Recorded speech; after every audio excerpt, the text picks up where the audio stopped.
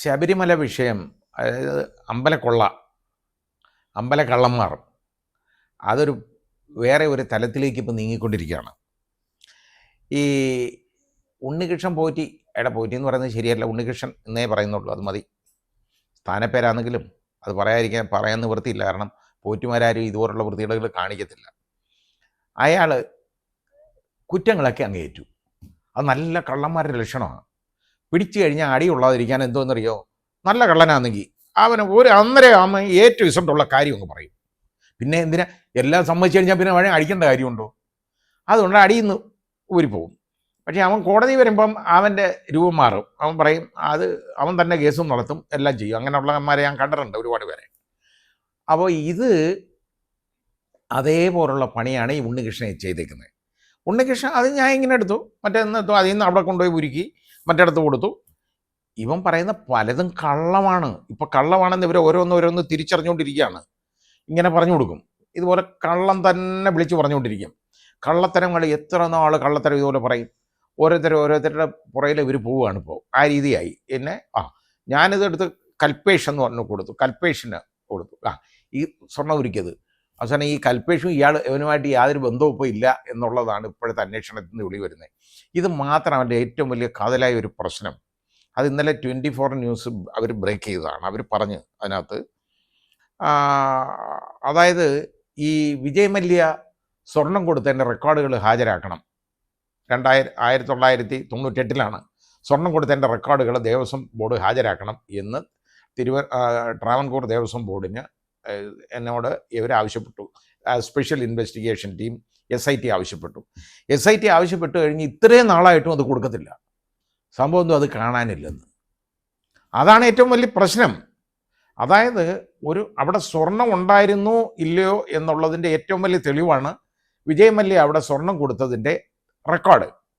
ആ റെക്കോർഡ് അവിടെ കാണാനില്ല എന്ന് പറഞ്ഞു കഴിഞ്ഞാൽ അതിൻ്റെ അർത്ഥം എന്തെന്നറിയോ, ഇപ്പോഴും ദേവസ്വം ബോർഡിലിരിക്കുന്ന, അതായത് അതിലെ ഉദ്യോഗസ്ഥരും ഒക്കെ കൂടെ ചേർന്നിട്ട് ഈ പ്രതികൾക്ക് വേണ്ടി കളിക്കുന്നതിൻ്റെ ഏറ്റവും വലിയ തെളിവാണത്.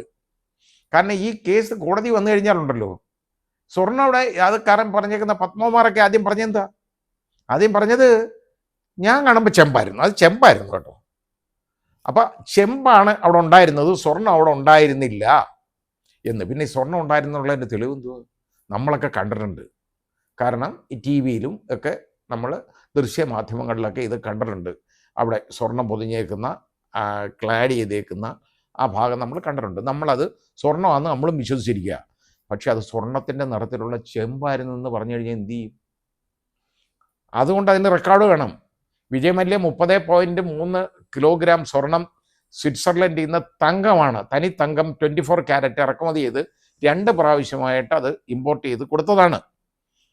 അതിൻ്റെ പകുതി, അതായത് 15 കിലോയോളം മേൽക്കൂരയ്ക്ക് മാത്രം ഉപയോഗിക്കേണ്ടതായിട്ട് വന്നു. ബാക്കി 15 കിലോ ഉപയോഗിച്ചേക്കുന്നത് എവിടേക്കാണ്? ഇതിൻ്റെ കട്ടളപ്പടി, അതേപോലെ ദ്വാരപാലകരെ പൊതിയാനുള്ളത്, പിന്നെ വാതിൽ പാളി, ഇതിനൊക്കെയാണ്. ആ പറയുന്ന ഈ 15 കിലോയുടെ എന്തൊക്കെ കിട്ടുമോ അത് മൊത്തം അടിച്ചുകൊണ്ട് പോയിട്ടുണ്ട്. കാരണം അതെല്ലാം അങ്ങ് ചെമ്പുപാളിയായിട്ട് മാറി. സ്വർണ്ണപ്പാളി ചെമ്പുപാളിയായി മാറുന്നത് നമ്മൾ കാണുകയാണ്. എന്നിട്ട് എന്താ ഇനി പറയുന്നത്? അവിടെ സ്വർണ്ണം ഇല്ലായിരുന്നു, ചെമ്പായിരുന്നു. ഇതൊക്കെയാണ് പറഞ്ഞുകൊണ്ടിരിക്കുന്നത്. അതായത് എന്നിട്ട് സ്മാർട്ട് ക്രിയേഷൻസ് എന്ന് പറയുന്ന ഒരു സ്ഥാപനം, അത് ചെന്നൈയിൽ, അവർ പറഞ്ഞെന്തോന്നറിയാം, ഞങ്ങൾ ഇവിടെ ഒറിജിനൽ ചെമ്പ് കൊണ്ടുവന്നാൽ അതിൽ മാത്രമേ ഞങ്ങൾ സ്വർണം പൂശി കൊടുക്കുള്ളൂ. ഇത് പൂശുമല്ല, ക്ലാഡിങ് ആയിരുന്നു. അതായത് സ്വർണ്ണ പാളി പതിച്ചതായിരുന്നു, അത് പൂശിയതല്ല. അപ്പം ഇവിടെ കൊണ്ടുവന്നത് ചെമ്പ് പാളിയാണ്.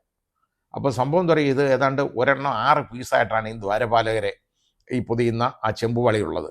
ആ ചെമ്പുപാളിക്ക് അതിൻ്റെ പുറത്തായിരുന്നു സ്വർണ്ണ പാളി ക്ലാഡ് ചെയ്തിരുന്നത്.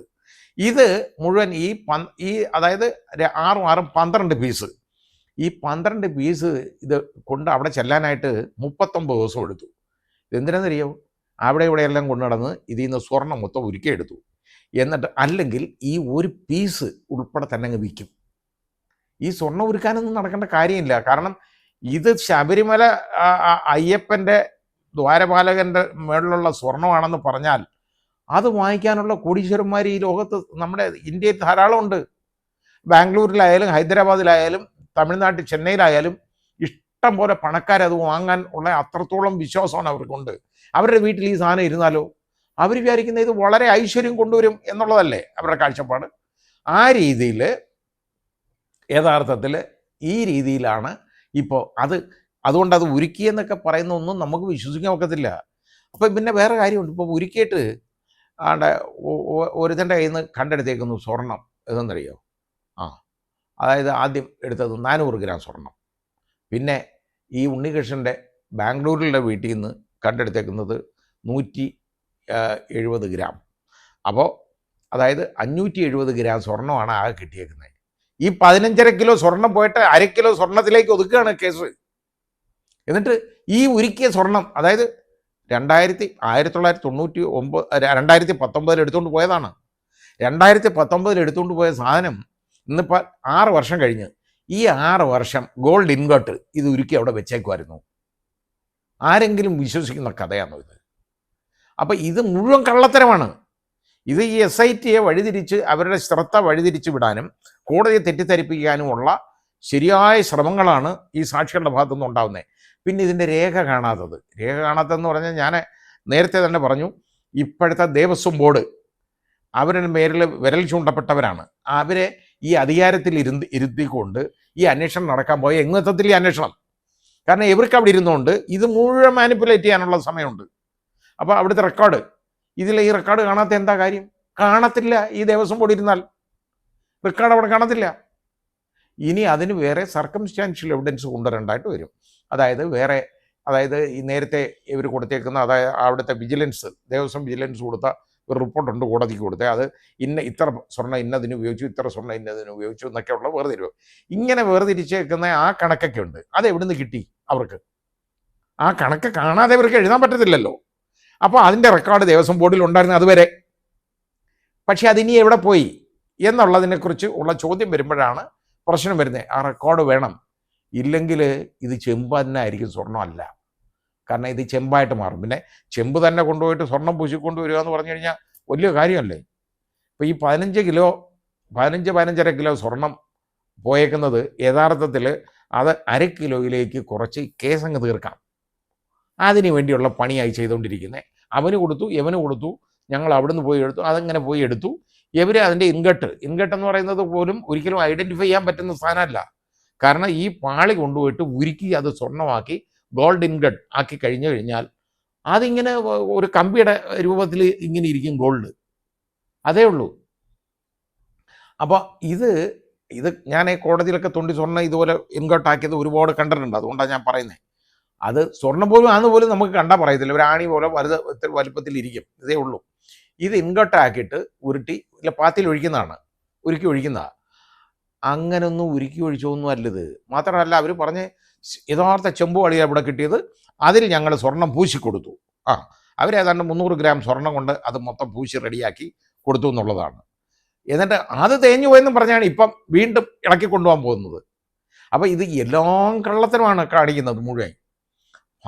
ഭാഗ്യത്തിന് ഇനി അയ്യപ്പ ഭഗവാൻ തന്നെ അവിടെ ഇരിപ്പുണ്ടോ എന്നുള്ളത് യഥാർത്ഥത്തിൽ പരിശോധിക്കേണ്ടതാണ്. ഇത് ഏതെങ്കിലും ധനാട്യൻ്റെ മേശവലി നേരെ അവൻ്റെ സ്വീകരണ മുറിയിലോ പൂജാമുറിയിലോ നമ്മുടെ ഒറിജിനൽ അയ്യപ്പനെ ഇരുന്ന് കഴിഞ്ഞാൽ സംശയിക്കേണ്ടതായിട്ടില്ല. കാരണം ഇവന്മാരൊക്കെ അല്ലേ അവിടെ നിൽക്കുന്നത്. അപ്പോൾ ഇത് വളരെ വലിയ പ്രശ്നമാണ് ഇതിനകത്ത് മുഴുവൻ ഉണ്ടാക്കിയേക്കുന്നത്. എൻ്റെ അഭിപ്രായത്തിൽ ആ മേൽക്കൂര പോലും പരിശോധിക്കണം. അതും ഇളക്കി കൊണ്ടുപോയി കാണും. അത് കാരണം എന്തും ചെയ്യും ഈ പണത്തിന് വേണ്ടി ഇങ്ങനെയുള്ള വൃത്തികെട്ടവന്മാർ. അപ്പോൾ അവർക്ക് അതൊക്കെ പ്രശ്നമേ അല്ല. എടുത്തുകൊണ്ടങ്ങ് പോയിട്ട് ഞാൻ ഇപ്പോൾ ഒരു ഗോവർദ്ധൻ എന്ന് പറയുന്ന ആളുടെ നിന്നാണ് ഈ 400 ഗ്രാം ഇൻഗോട്ട് പിടിച്ചേക്കുന്നത്. 6 വർഷം മുമ്പ് ഉരുക്കിയ സ്വർണം അവിടെ വെച്ചേക്കുന്നതാണ് ഈ ഇൻഗോട്ടെന്ന്. അതാ കാര്യം. ഉരുക്കി വെച്ചേക്കാം. കാരണം പോലീസ് വരും, SIT 6 വർഷം കഴിയുമ്പോൾ വരും, അന്നേരം കൊടുക്കാം എന്നും പറഞ്ഞ് വെച്ചതായിരിക്കും. ഇതൊക്കെ ആരുടെ കണ്ണി പിടിയിടാനാണ് ഇതൊക്കെ ചെയ്യുന്നത്? ഇതൊക്കെ ഇവന്മാർ പറയുന്നതൊന്നും വിശ്വസിച്ച് അതിൻ്റെ പുറകെ ഇൻവെസ്റ്റിഗേറ്റിംഗ് ഏജൻസി പോരുത്. കാരണം ഇവന്മാർ നാക്കെടുത്ത കള്ളമേ പറയുള്ളൂ. അന്വേഷണത്തെ വഴി തിരിച്ചു വിടാനും മാത്രമല്ല ഈ അന്വേഷണം അവിടെ നിൽക്കും. ഉണ്ണികൃഷ്ണൻ പറഞ്ഞ് ഞാനാ എടുത്തേ, സ്വർണം അവിടെ അയക്ക് കൊടുത്തു, മറ്റിടത്ത് കൊടുത്തു, തീർന്നു. ഇതെല്ലാം ആയി. അതോടുകൂടി അവിടെ അങ്ങ് തീരല്ലേ. അതിനുള്ള ഒരു മാർഗമാണ് ഇപ്പോൾ നോക്കിക്കൊണ്ടിരിക്കുന്ന മനഃപൂർവ്വം ഈ ഉണ്ണികൃഷ്ണൻ യഥാർത്ഥത്തിൽ ഈ അന്വേഷണം തിരിച്ചുവിടാനായിട്ടുള്ള നല്ല കഴിവ് പ്രയോഗിച്ചുകൊണ്ടിരിക്കുന്ന, ഇത്രയും കള്ളം കാണിച്ച് ഇത്രയും കോടിക്കണക്കിന് ആളുകൾ വരുന്ന ഈ അവിടുന്ന് ആ സ്ഥാനത്തുനിന്ന് ഈ സ്വർണം അടിച്ചുകൊണ്ട് പോകാൻ ഇതേപോലെ കാലയെ കൂട്ടി കണക്ക് കൂട്ടി പോകാൻ 2004 മുതൽ അവിടെ കയറി ഇറങ്ങുന്നതാണ്. അന്ന് മുതൽ മെനഞ്ഞെടുത്തുകൊണ്ടിരിക്കുന്ന പരിപാടിയാണ് അത്. ഇത്രയും വലിയ ഒരു കള്ളൻ അയാൾ പറയുന്ന എന്തെങ്കിലും സത്യം പറയൂ? ഒന്നുമില്ല. ഇനി ഇത് അടിച്ചുകൊണ്ട് പോയി ഇത് അതൊന്ന് അറിഞ്ഞുകൊണ്ട് ഉരുക്കിയെടുത്ത ഗോവർദ്ധൻ സത്യം പറയൂ? ഇല്ല. കൽപേഷൻ എന്ന് പറയുന്ന ഒരുത്തനുണ്ട്, അവൻ പറയൂ? ഇത് മുഴുവൻ, അതായത് ഈ പറയുന്നത് മുഴുവൻ കള്ളാണ്. ഇതിൻ്റെ പുറകിൽ ഒരുപാട് വലിയ വലിയ ആളുകളുണ്ട്. ഈ ആളുകളിലേക്ക് അന്വേഷണം എത്തരുത്. അതിനുവേണ്ടി ഇയാളെ കേൾക്കും. ഏറ്റുകഴിഞ്ഞാൽ കാര്യം തീർന്നല്ലോ, ഞാനായെടുത്തോണ്ട് പോയേ, മൊത്തം ഞാനായെടുത്തേ. ഇത് കാര്യം തീർന്നു, അവിടെ തീരാനാണ്. അതിനുള്ള പണിയാണ് ഇപ്പം നടന്നുകൊണ്ടിരിക്കുന്നത്. അതുകൊണ്ട് എനിക്കിത് വിശ്വാസമില്ല. ഈ അന്വേഷണം എവിടെങ്കിലും ചെന്നെത്തുമോ എന്നെനിക്ക് വിശ്വാസമില്ല. ഈ ദേവസ്വം ബോർഡിനെ ഇരുത്തിക്കൊണ്ട് ഈ അന്വേഷണം മുമ്പോട്ട് കൊണ്ടുപോകാൻ ഒരിക്കലും പറ്റുന്നതല്ല. ഒരൊറ്റ റെക്കോർഡും കിട്ടത്തില്ല. കാരണം അവർക്ക് ഇഷ്ടം പോലെ തിരിമറി നടത്താം. ഒരുപാട് കള്ളന്മാരെ പ്രതിഷ്ഠിച്ചിട്ടുന്ന സ്ഥാപനമാണ് അവിടെ. ധാരാളം ആളുകളുണ്ട് അവിടെ. യഥാർത്ഥത്തിൽ കള്ളന്മാരല്ലാതെ ഉള്ള ആളുകൾ ആരാന്നറിയാമോ ചെല്ലുന്നത്? അവിടുത്തെ വിശ്വാസികൾ, അയ്യപ്പ ഭഗവാനെ തൊഴുതാൻ, താണ വീണ് തൊഴുതാൻ ചെല്ലുന്ന വിശ്വാസികളാണ് യഥാർത്ഥത്തിൽ സത്യസന്ധരായിട്ടുള്ള ആളുകൾ. ബാക്കി മുഴുവൻ അവിടെ നിൽക്കുന്ന പലരും. അതുകൊണ്ട് ഞാൻ ആരെയാ എന്താണെന്നൊന്നും ഞാൻ പറയുന്നില്ല, നമുക്ക് കാണാം. വേണ്ട,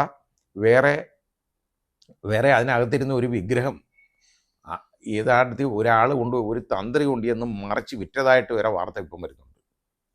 അങ്ങനെയൊക്കെ ഉണ്ട് കേട്ടോ. ഇത് നമുക്ക് വിശ്വസിക്കാനൊക്കാത്ത രീതിയിലുള്ള പ്രവർത്തനങ്ങളാണ് അവിടെ നടന്നുകൊണ്ടിരിക്കുന്നത്. കാര്യം ഇത് ആരും ചോദിക്കാനും പറയാനും ഇല്ലാത്ത ഒരു സിറ്റുവേഷനായിരുന്നു. അതുകൊണ്ടാണ്.